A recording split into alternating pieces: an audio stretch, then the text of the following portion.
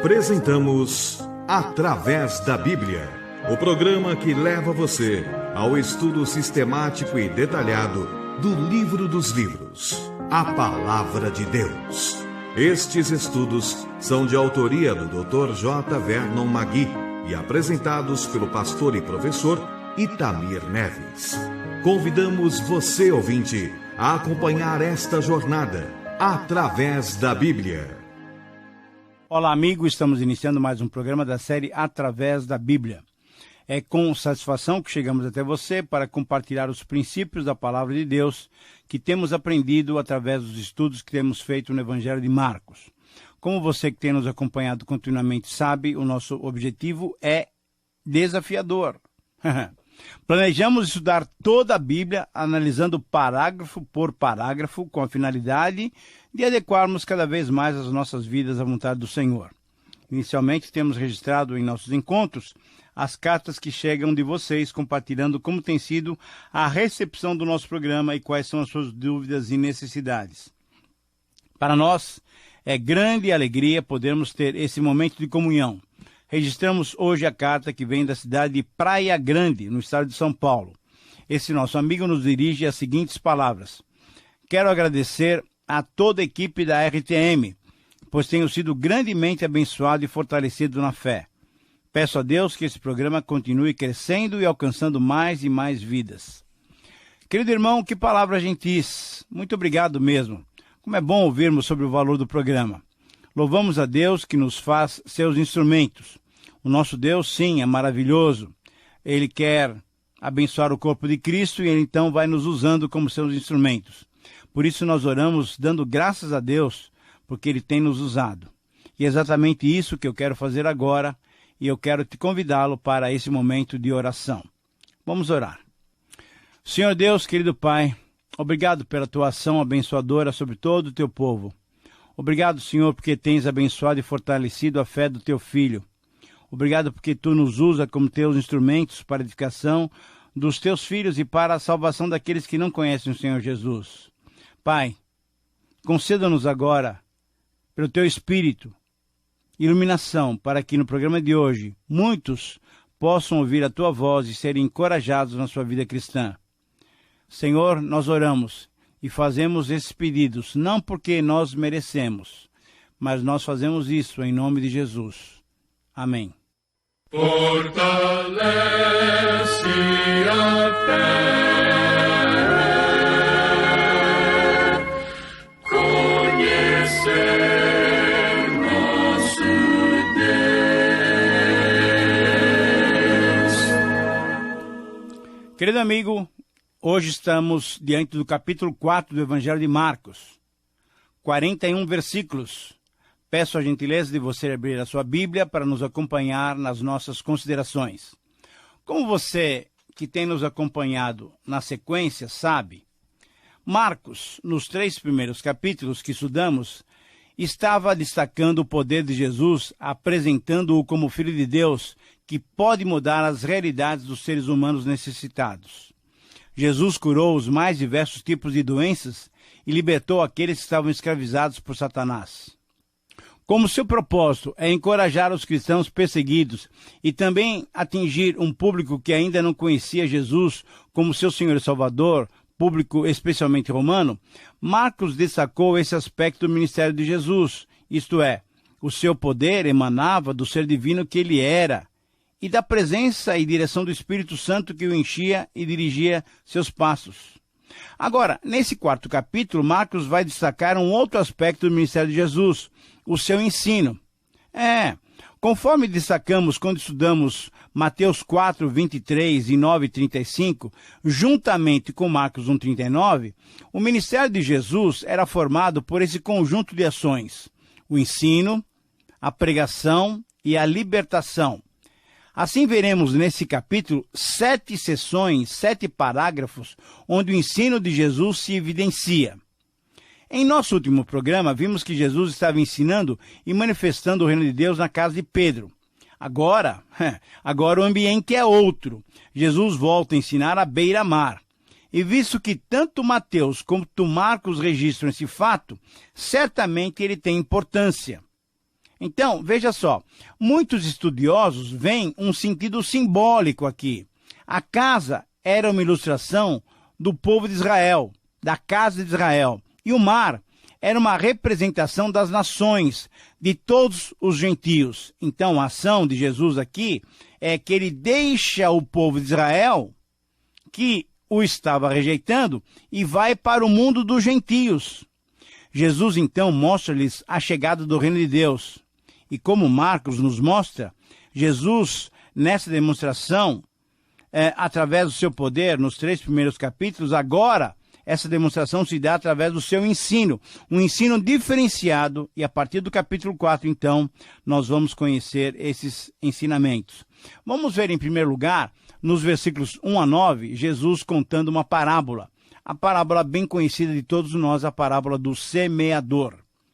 Alguns destaques. Primeiro, o versículo 1 destaca a grande multidão acompanhando Jesus para ouvir os seus ensinos. Jesus ficava num barco ancorado próximo à praia, enquanto o povo se assentava na areia para ouvi-lo. Você pode imaginar a cena? Será que dá para imaginar? Veja só que privilégio tinham aqueles ouvintes de poder ouvir diretamente a voz de Deus, o Deus encarnado ensinando verdades profundas, verdades maravilhosas. Através do quê?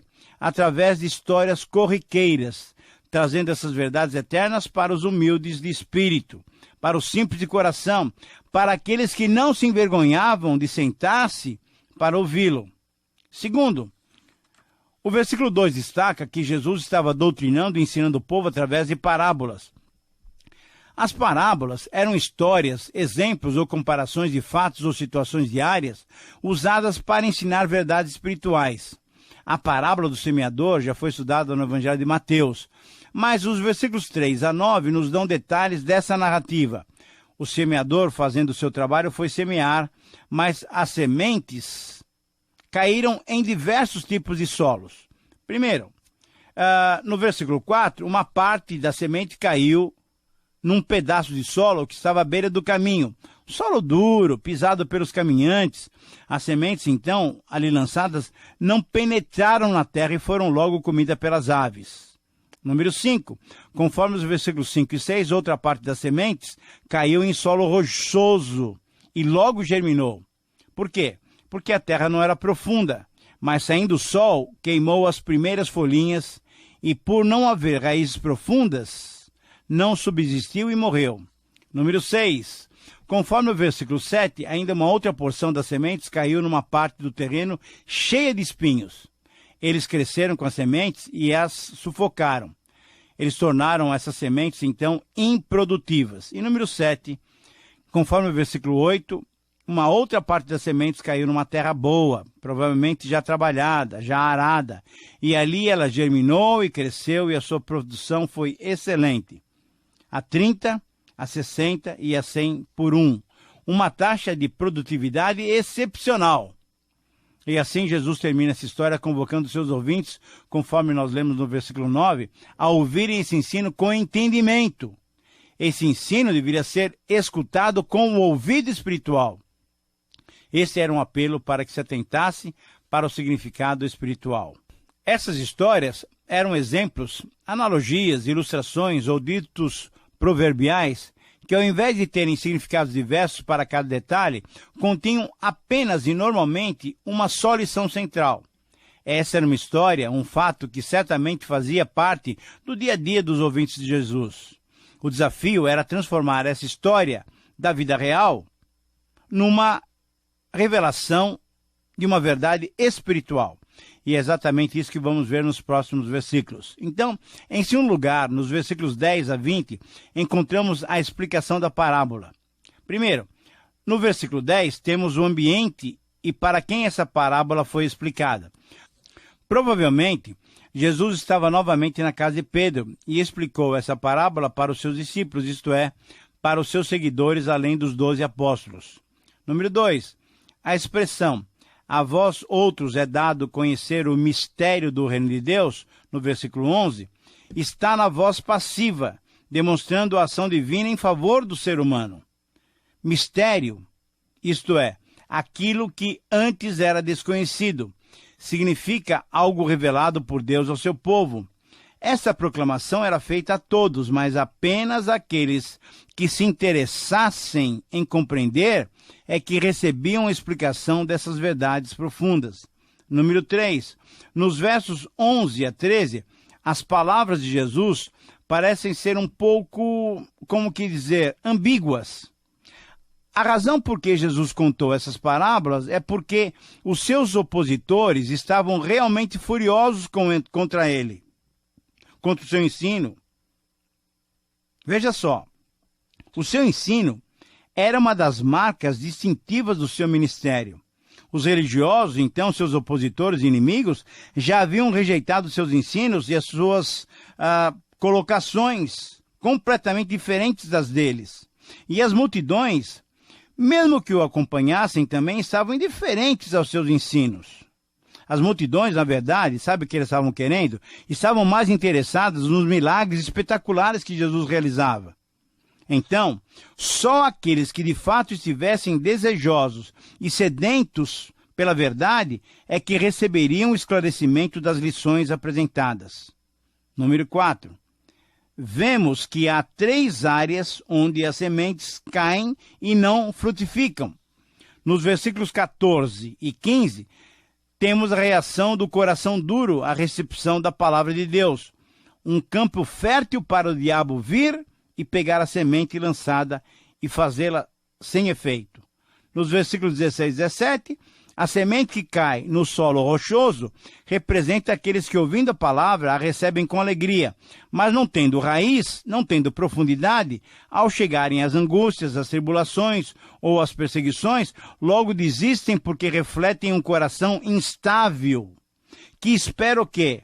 Que espera simplesmente facilidade na sua jornada rumo ao reino dos céus. Nos versículos 18 e 19, a semente que cai entre os espinhos representa aqueles cujos corações egoístas preocupam-se mais em aproveitar o que há de melhor no mundo e o que há de melhor no Evangelho. Mas diante desse dilema, eles são sufocados e se tornam infrutíferos. 5. Esses 3 tipos de solo simbolizam, então, representam aqueles que, mesmo ouvindo a palavra de Deus, não a aceitam adequadamente e assim ela não frutifica e eles permanecem presos nos seus delitos e pecados. Número 6. Mas a parábola não termina e no versículo 20 encontramos a semente lançada aonde? Numa boa terra. Sendo uma terra já preparada, recebe a semente e essa germina e frutifica a 30, 60 e 100 por 1. 7ª observação, a palavra só dará frutos, só alcançará os seus próprios propósitos no coração daqueles que humildemente desejam compreender o mistério do reino. Esses que se humilham para aprender, que procuravam conhecer as verdades espirituais, simbolizavam a terra preparada que frutificava a 30, 60 e 100 por 1. Isso quer dizer, perceba bem, que se você for esse coração bem preparado, onde a palavra de Deus causa efeito, você também deve frutificar e a partir de você outros conhecerão essa mesma mensagem que transforma a vida de qualquer pessoa.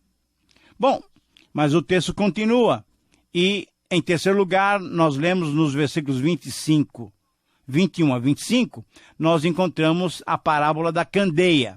Isto é, uma lâmpada com azeite de oliva.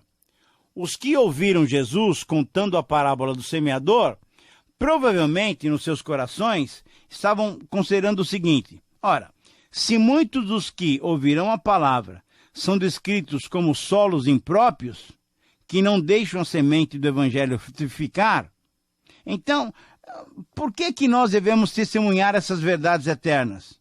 Ora, mas não é assim mesmo que também nós procedemos?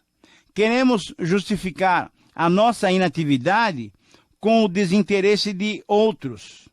Ah, mas Jesus conhecia o coração humano. Então, Jesus, conhecendo esse coração, propôs a parábola da candeia, afirmando de modo objetivo: não há alternativa. Todo aquele que pertence ao reino deve testemunhar aquele que foi atingido pela luz do Senhor deve ser luz também para outros. Jesus mostra a responsabilidade do cidadão do reino, dizendo que o segredo messiânico não deve ser mantido para sempre. Na verdade, após a morte, ressurreição, ascensão de Jesus e a vinda do Espírito Santo, que capacitaria na proclamação do Evangelho, a luz de Cristo deveria refletir daquele que já foi iluminado. Querido amigo, devemos deixar que a luz da graça e da presença de Deus brilhe de tal maneira que aqueles que vivem nas trevas venham conhecer e abraçar essa luz verdadeira. E nos versos 24 a 25, Jesus mostra que a proclamação do Evangelho será recompensada na medida direta do esforço, da diligência com que se desenvolve essa tarefa sagrada. Ao passo que aquele que não demonstra envolvimento na tarefa missionária perderá o privilégio até daquilo que recebeu para realizar. Quando o crente deixa de brilhar, quando o crente deixa de testemunhar, deixa também de cumprir a sua missão, e assim ele perde a sua razão de ser num mundo em trevas. Mas vamos prosseguir. Em quarto lugar, nos versos 26 a 29, encontramos a parábola da semente. Essa é uma parábola que é registrada apenas por Marcos e tem como objetivo mostrar o crescimento misterioso da semente, isto é, a maneira misteriosa como o reino de Deus cresce no mundo. A semente foi plantada, o agricultor foi dormir, depois se levantou, de noite e de dia, e a semente germinou e cresceu, não sabendo ele, na verdade, como tinha acontecido aquilo. A terra, por si mesma, frutifica primeiro a erva, depois a espiga, e por fim o grão, e o grão cheio na espiga. Depois, quando o grão está maduro, é cortado porque é chegada a ceifa. Enquanto a parábola do semeador destaca os tipos de solos que recebem a semente, nessa parábola, o destaque é a capacidade da semente crescer e frutificar. Jesus, na verdade, estava destacando através dessa parábola a capacidade e o poder que tem a mensagem do Evangelho em crescer e produzir resultados sem que se perceba como isso acontece. Jesus possivelmente estava se referindo ao seu ministério terreno. Na verdade, veja só, foi um começo relativamente insignificante e até apagado.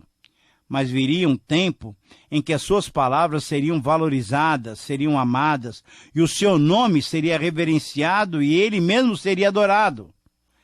Isso, na verdade, tem ocorrido agora por todas as nações do mundo, através do avanço missionário. Em quinto lugar, agora, nos versos 30 a 32, temos uma outra parábola que envolve a agricultura. Temos a parábola do grão da mostarda, referindo-se ao grão de mostarda que, quando semeado, é a menor de todas as sementes sobre a terra. Porém, depois de sofrer transformações, nasce, cresce, ela se torna a maior das hortaliças, deitando seus grandes ramos a ponto de que as aves dos céus possam aninhar-se sobre a sua sombra. Jesus utiliza-se do grão da mostarda porque ele, embora sua pequenez, se transformava numa grande árvore. Uma árvore de mostarda pode medir mais do que 4 metros de altura, tamanho suficiente para que os pássaros façam nela pousada, conforme a profecia de Ezequiel 17, 22 a 24. Jesus novamente, então, lembra o crescimento do reino de Deus aqui na terra, que começou como um grupo bem pequenininho, um grupo modesto de discípulos, mas que depois alcançaria a terra toda. Mas o ponto central dessa parábola não é só a lição de que o reino crescerá no mundo e não devemos ficar escravos dos números. O que Jesus está enfatizando nessa pequena parábola é o fato de que existe uma conexão entre o menor grão e uma grande árvore. Jesus está destacando o pequeno começo do reino de Deus sob o seu ministério, que não era entendido e era até rejeitado, e a sua consumação gloriosa lá no futuro. Essa relação é muito interessante. Começou bem pequeno e desprezado, mas terminaria grande e numa consumação gloriosa quando da sua volta. Jesus estava enfatizando que os pequenos começos não devem ser desprezados, pois o reino que estava sendo implantado pouco a pouco no coração dos homens seria expandido por toda a terra. O reino de Deus não viria, e de fato não veio, em todo o seu esplendor na primeira vinda do Messias. Mas no final, querido amigo, quando da segunda vinda do Messias, o reino virá em grande glória e atrairá a atenção de todos. Na segunda vinda de Jesus, o reino de Deus poderá ser comparado a uma grande árvore, onde todos buscarão proteção e abrigo. Então a sua e a minha tarefa é proclamarmos a possibilidade de se entrar nesse reino. Porém, é o Senhor quem vai dar o crescimento numérico. E você, querido amigo, você tem testemunhado do Evangelho? Você tem desenvolvido a sua responsabilidade? Você tem proclamado o Evangelho para outras pessoas? A possibilidade de entrar no reino ainda existe. Essa é a sua e a minha responsabilidade. Mas vamos na sequência do texto, e Marcos finaliza esses ensinos de Jesus, mostrando-nos um detalhe importantíssimo. Em sexto lugar, Marcos mostra-nos, nos dá uma explicação do porquê Jesus usava as parábolas como forma do seu ensino. Algumas observações devem ser feitas. Embora Marcos mencione que Jesus ensinava o povo com muitas parábolas, ele mesmo, Marcos, só nos apresenta poucas parábolas, principalmente porque queria destacar Jesus como servo em ação. Segunda observação, ainda no versículo 33, a frase permitia a capacidade dos ouvintes significa que, em muitas ocasiões, Jesus reconhecia que o povo não estava preparado ainda, não estava pronto para receber a verdade de modo completo e pleno. Número 3, Jesus só usava parábolas, conforme o versículo 34, para ensinar, porque era essa a maneira mais atraente de chamar a atenção, de prender a atenção do povo em geral. Eram histórias. Quarta observação, Jesus explicava particularmente o significado espiritual das parábolas aos seus discípulos, mesmo que a maioria das vezes eles também necessitassem de maiores e mais detalhadas explicações. E em quinto lugar, a quinta observação, Jesus usava parábolas e as explicava de modo pleno e completo para os discípulos para despertar-lhes a fé. Mas, ao mesmo tempo, as parábolas, você já sabe disso, serviam também para revelar a resistência, a dureza de coração dos líderes judaicos, mesmo diante das diversas oportunidades dadas a Israel durante toda a sua história.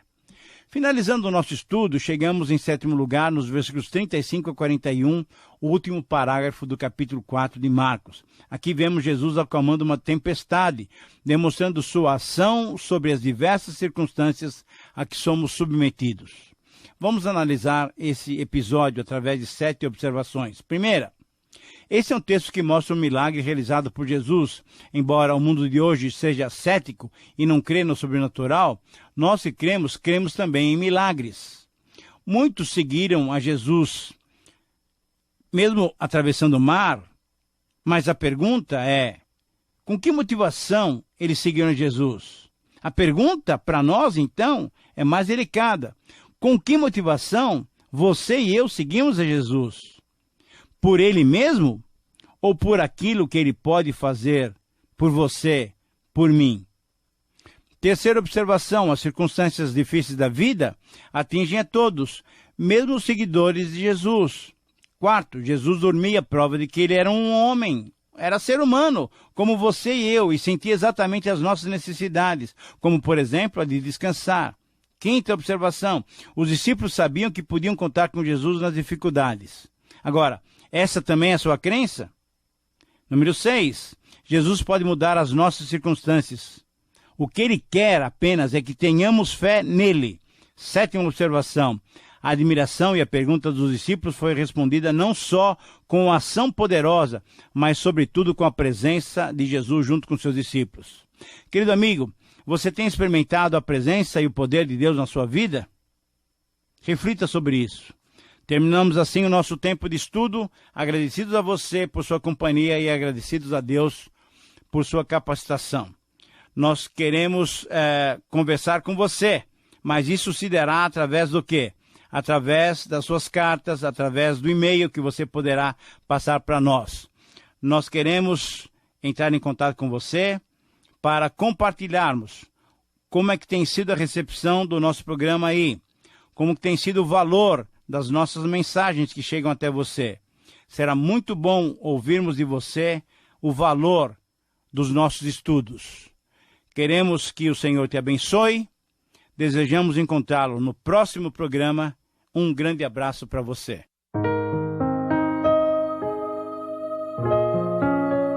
Terminamos mais uma apresentação do programa Através da Bíblia. Esperamos que você nos escreva, dando a sua opinião sobre o que ouviu. O nosso endereço é Caixa Postal 18.300, CEP 046-26970, São Paulo, capital. Ou pelo e-mail atravesdabiblia@transmundial.com.br. Este programa foi produzido nos estúdios da Transmundial.